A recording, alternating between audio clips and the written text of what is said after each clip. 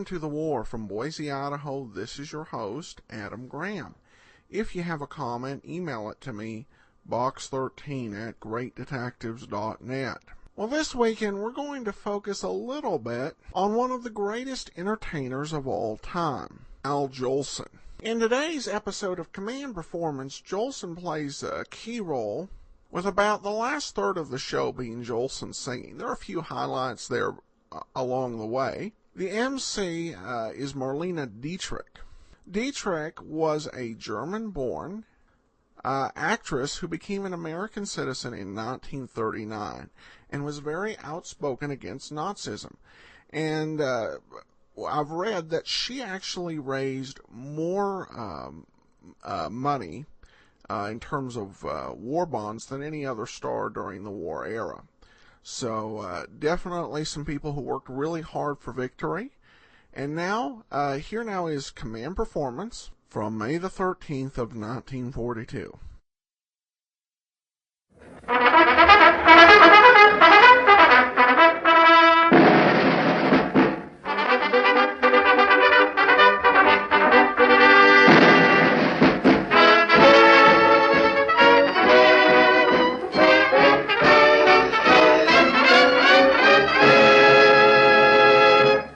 Command Performance, USA.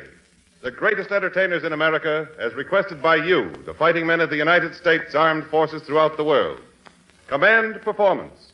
Presented this week and every week till it's over there.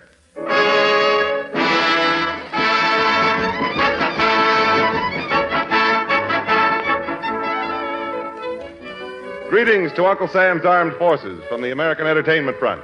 Shooting another Command Performance out on 20 beams of shortwave to every nook and cranny of the world. Tonight, Broadway stars and Hollywood stars twinkle together in a special sky, high above Cleveland, Ohio, where the convention of the National Association of Broadcasters is assembled to hear the letters you men have written in and the stars you have commanded to appear. Tonight's first letter comes from Seaman First Class L.J.H. in the U.S. Naval Hospital at Pearl Harbor. He says, Dear Command Performance, since that certain Sunday morning when unexpected visitors dropped in on us, I've been looking at the world from a cot. I'll be up on my feet again any day now, but in the meantime, as a certain Red Cross nurse sitting here beside me puts it, I've got to depend on other people's legs. As long as I do, I figure I may as well aim high. How about the lady with the most publicized pair in the world, Miss Marlene Dietrich? Seaman L.J.H., your wish is our command. Here she is. Lovely, charming, ravishing Marlene Dietrich.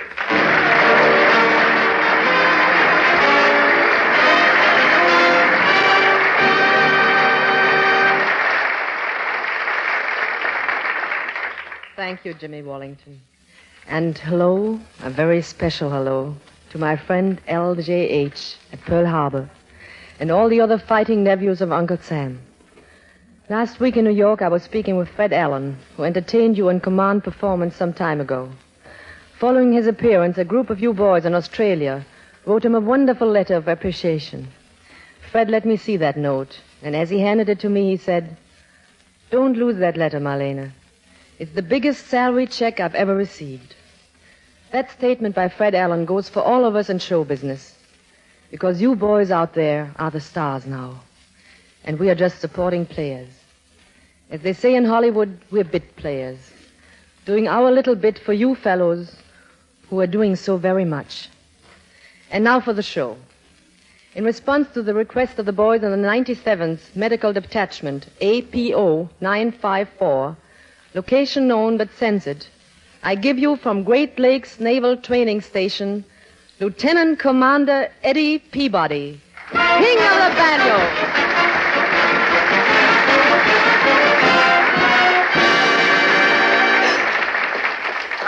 Dietrich, it's a pleasure to appear on Command Performance.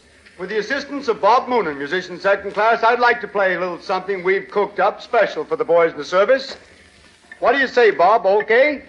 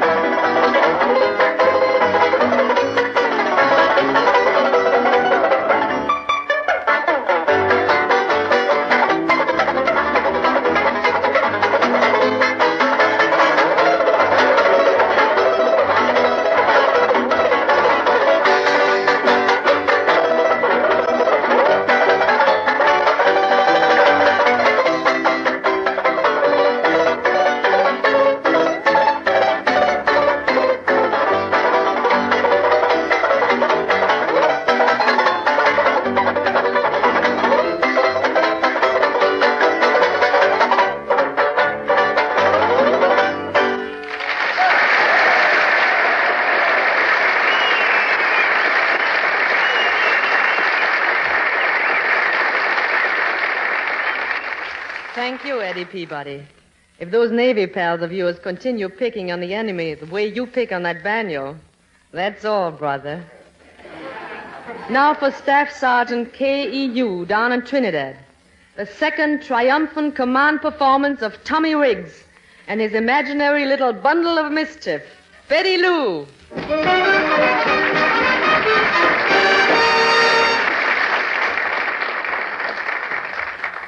Give a man a horse he can ride.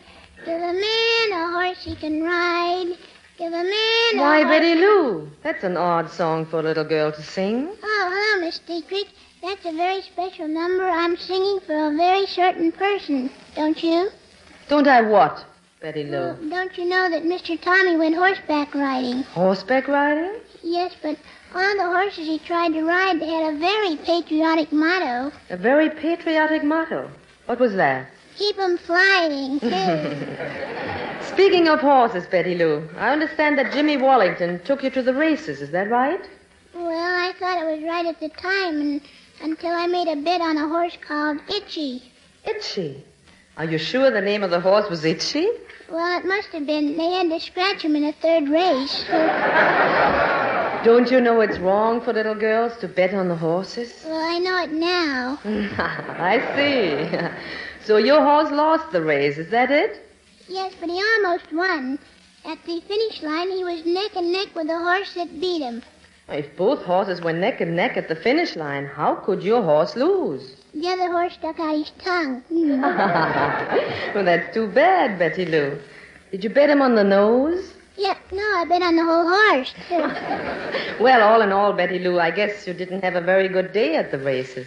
Well, I was doing okay until Jimmy Wallington touted me onto a nag in the toid and I lost my shirt. Oh, pardon me, Marlene, but Betty Lou, what language? Oh, hello, Mr. Tommy. I'll be back in a minute. No, now, don't run away. I want you to answer some questions for me. Well, that's where you have me at a disadvantage. What do you mean I have you at a disadvantage? Well, you ask the questions, then turn right around and put the answers into my mouth. Silly, isn't it? Now, don't be funny. Well, if I'm not, how long do you think you'll last in radio? Never mind. But what about that money that was in your piggy bank? What money? The money that was gone when I shook the bank. Oh, I beat you to it, huh? Now, tell me, what did you do with the money that you took out of your bank? Well, Mr. Walling needed some spending money, too. Well, Yes, I did, too. I know you did. You lost your place. I'll find it.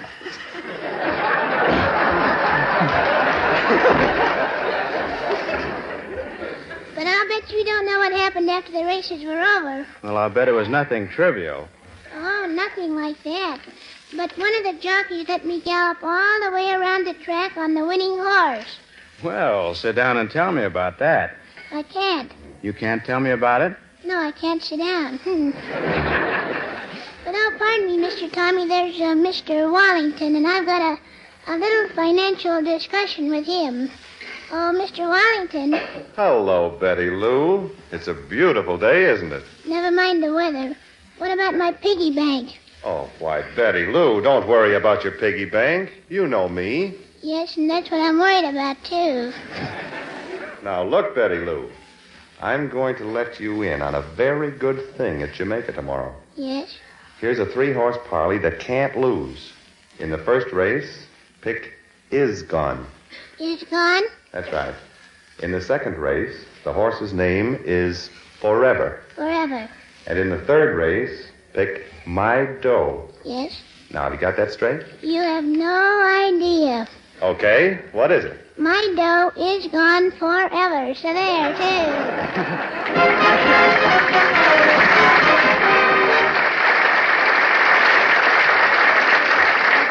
Thank you very much, Tommy Riggs. And now, in response to the insistent demands of American fighting men all over the world, the return engagement of the popular singing star, Kenny Baker.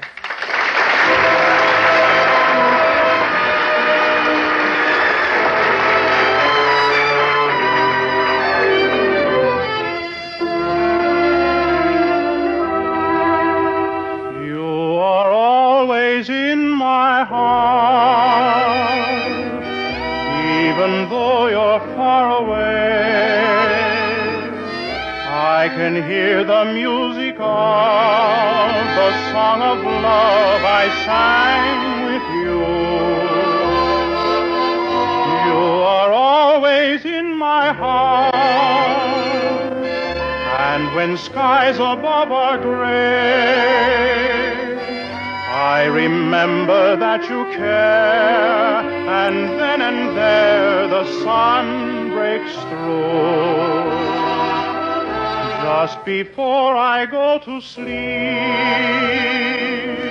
there's a rendezvous I keep, and the dream I always meet helps me forget we're far apart. I don't know exactly when, dear, but I'm sure we'll meet again, dear. And my darling, till we do, you are always in my heart.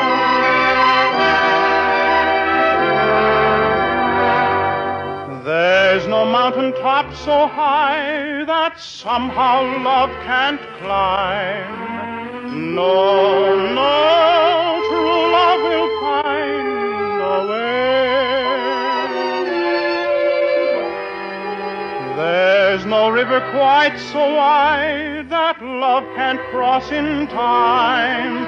Please believe me when I say, just before I go to sleep,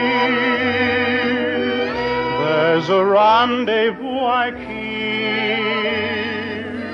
and the dream I always meet helps me forget we're far apart. I don't know exactly when, dear, but I'm sure we'll meet again, dear. And my darling, till we do, you are always in my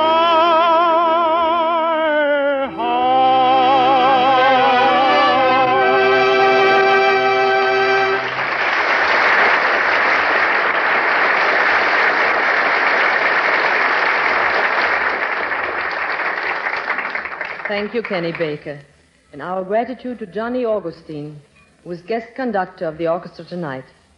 Command Performance now answers a letter from Private D.V., U.S. Marine Corps, somewhere in the Caribbean. Here's his favorite star, Miss Mitzi Green.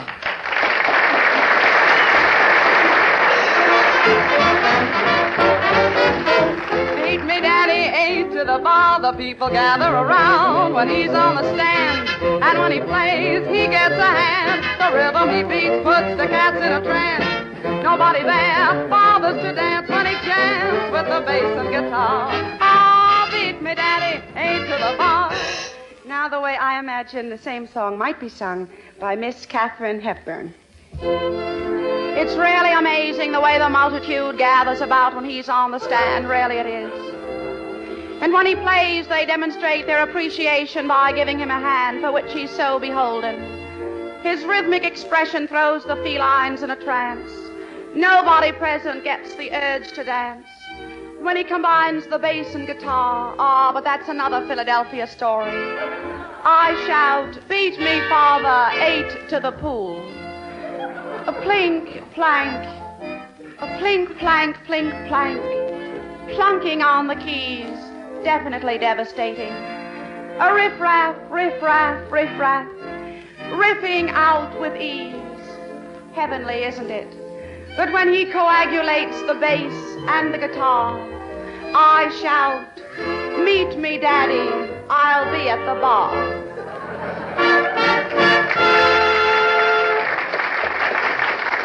And now, Miss Greta Garbo.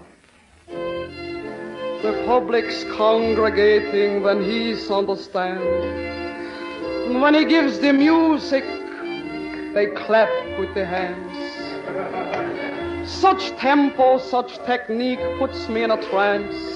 I'm floating on air and I don't want to dance.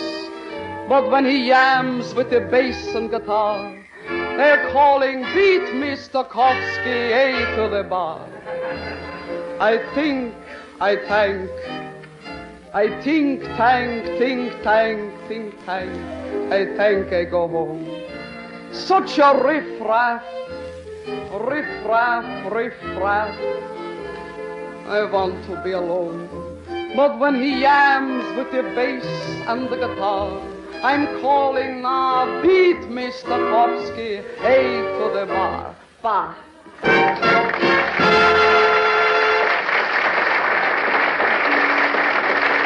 Now, Miss Fanny Bryce.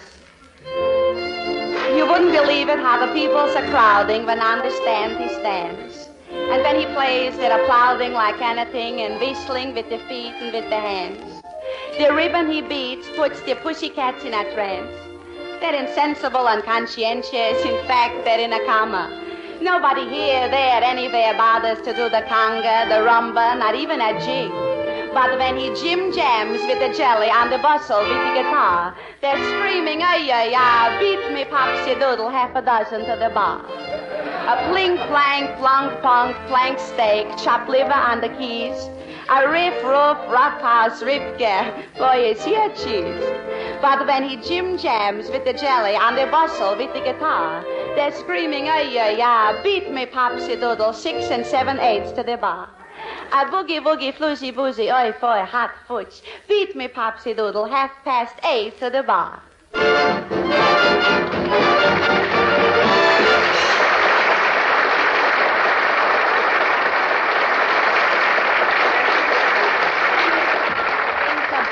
Command performance recently from two fighting Americans thousands of miles apart. One bears the postmark Trinidad from Private First Class R.G., the other's from Sailor J.B.J. with a U.S. fleet somewhere in the Atlantic. He is the truly great star, both letters asked for, L. Jolson.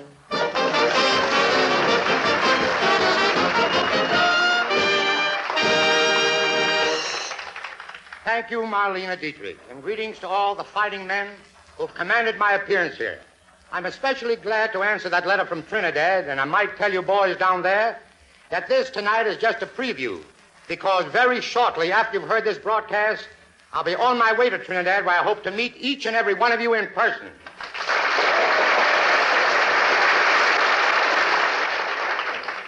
Of course, this is a very thrilling experience for me tonight, not only because I can do a little something for you boys out there who are doing such a big something for us here, but because I have the opportunity to work with Marlene Dietrich. And believe me, boys, that's nice work if you can get it.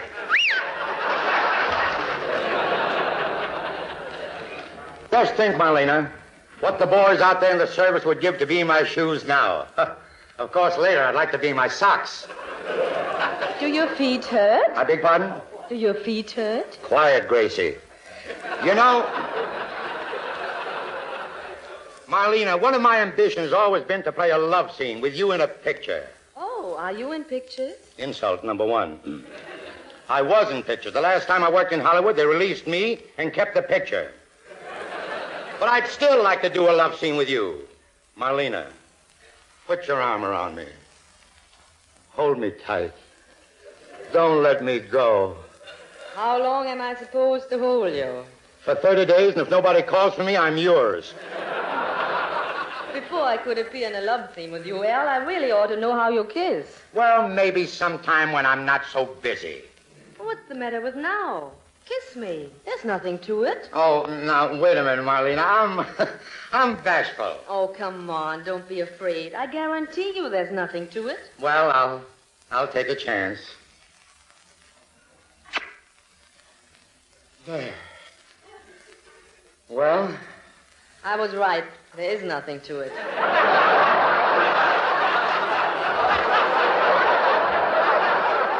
Well, both of us have been traveling around the country appearing at a lot of army camps.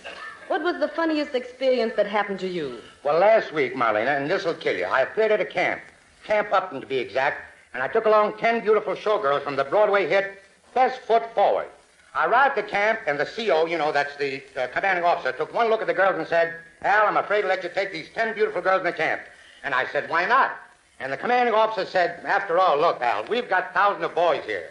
There's no telling what would happen if you turned these 10 gorgeous creatures loose among these fellas.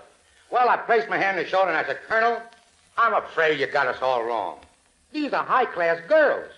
Many of them have a fine background. They're the intellectual type. Why, with these girls, everything is in the mind. Everything is in the mind. And the colonel said, I don't care where it is, these guys will find it.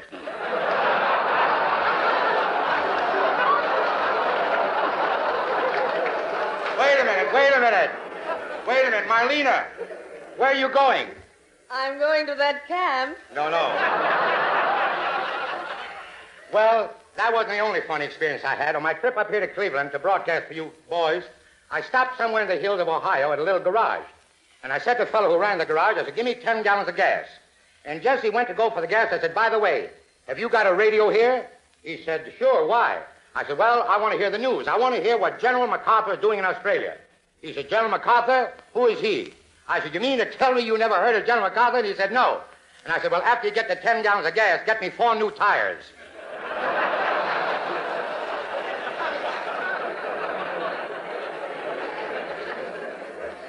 But when I arrived at the hotel here, the Carter, one of the nicest hotels here in Cleveland, I had something happen to me, well, that in all my years in the theater, I never believed possible could happen. It was really the worst insult I've ever had in all my life. I was rather tired riding all night, so I went up to my room. I wasn't in there 5 minutes when there was a knock on the door. Like that. And I said, who's there? And the boy said, it's a house detective. I said, what do you want? He said, have you got a woman in that room? I said, no. And he said, here's one. He shoved one in. How do you like a thing like that?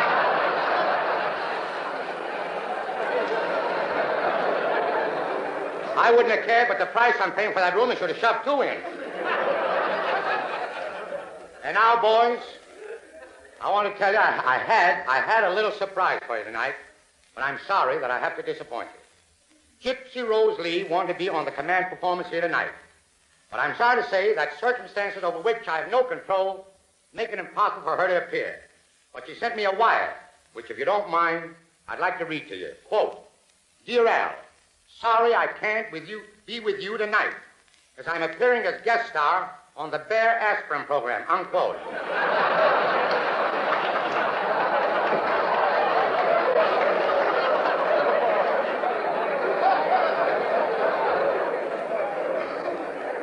And now, boys, I'm going to sing you a couple little songs that your daddies and your mothers might have heard. And you too, perhaps. First, the immortal George Gershwin's Swanee.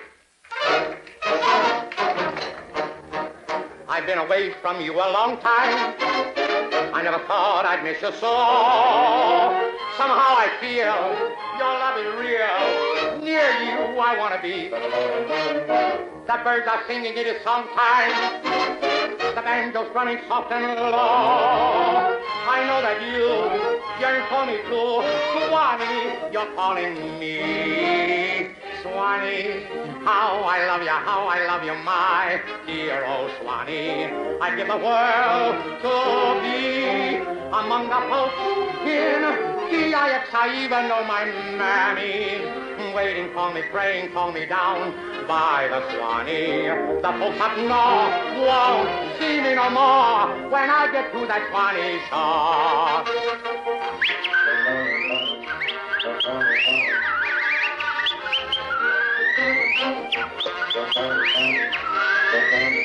I love the old folks at home, Swanee, how I love you, my dear old Swanee.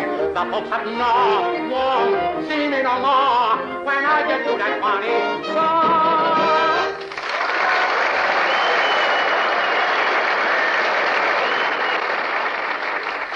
And now, boys, a little song that helped me pay the mortgage on my farm. I hope you remember it.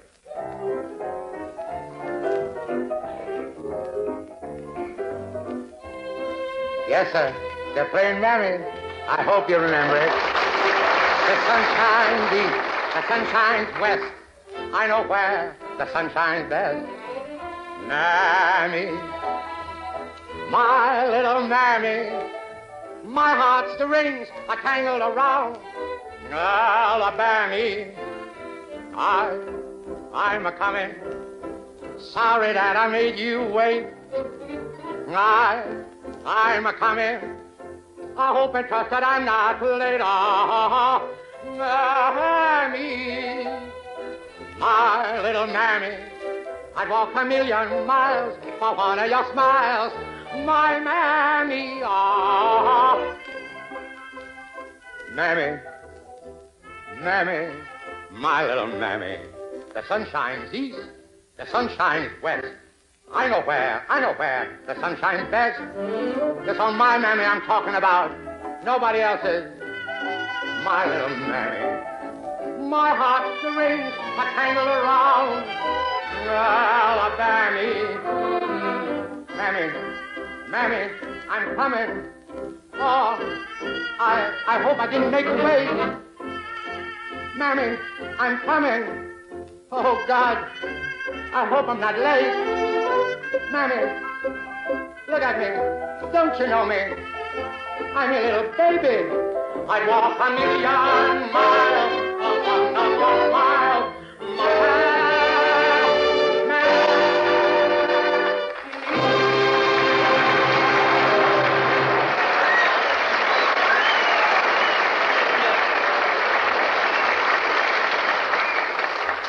And here, boys, is a song a lot of you asked me to sing. Hit it, Martin.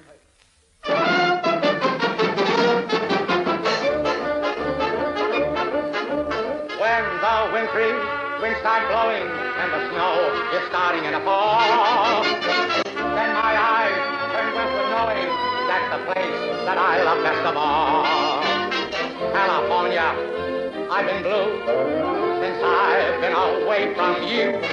I can't wait till I get going.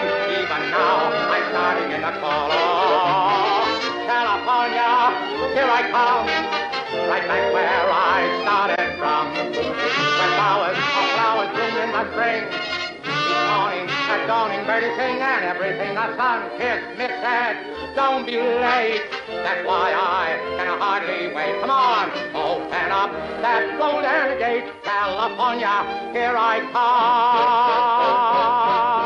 California, here I come, yeah. Right back where I started from.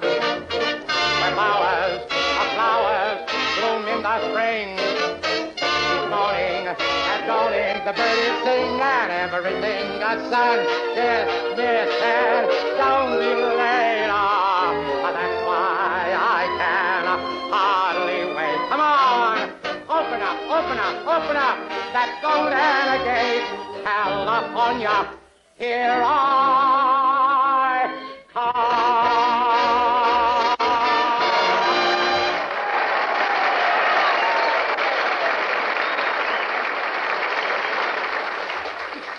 Thank you very much. And now, before I leave, I want to say this to you guys out there on the fighting front.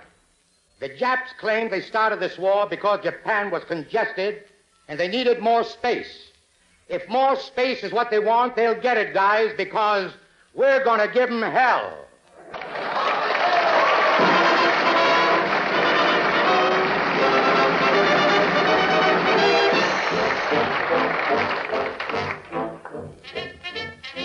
Well, gang, old man Time is the bugle boy around here, and he's fixing the sound taps any second now. But don't forget, Command Performance will blow reveille each week and every week till it's over there. Make known your demands for entertainment, or they'll be answered. And listen, fella, the demands of Adolf and Tojo and Benito, they're being answered too. And, buddy, it's not entertainment they're getting. So long.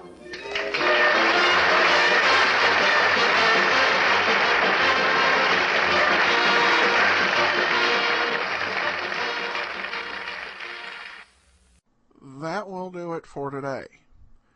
If you have a comment, email me, box13@greatdetectives.net. I welcome your story or that of loved ones who served during World War II.